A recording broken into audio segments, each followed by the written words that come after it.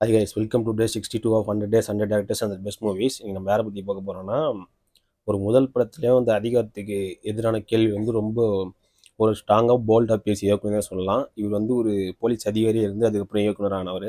நம்ம வெற்றிமாறன் சாரோட பட்டறையில் வந்து பட்டை தீட்டப்பட்ட கட்சினே சொல்லலாம். நம்ம டைரக்டர் டானாகாரன் தமிழை பற்றி தான் பேச போகிறோம். அவரோட முதல் படம் டானாகாரன்.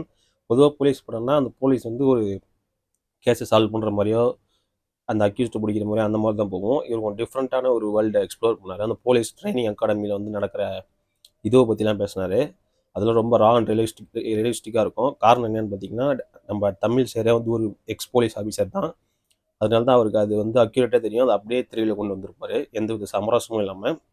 டானாகாரனில் வந்து பார்த்தீங்கன்னா, இது வந்து ஒரு போலீஸ் ட்ரைனிங்கோட அந்த அகாடமியோட கதை மட்டும் இல்லாமல், இந்த அதிகாரம் வந்து ஒரு மனிதனை வந்து எப்படி உடைக்குது மாற்றுது அப்படின்னு ரொம்ப ரா அண்ட் ரியலிஸ்டிக்காக பேசியிருப்பார்.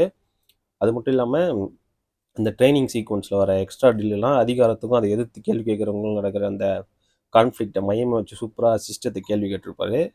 இந்த டானாகாரன் படம் வந்து ஒரு சாதாரண ட்ரைனிங் அகாடமி பற்றி சொல்கிற படம் இல்லை, சிஸ்டத்துக்கு எதிராக எழுப்பப்பட்ட ஒரு பலமான ஒரு கேள்வியாக சொல்லலாம். அந்த மாதிரி ஒரு போல்டான ரைட்டிங் இருக்கும், எந்த வித சமரசமே எல்லாமே எழுதியிருப்பார்.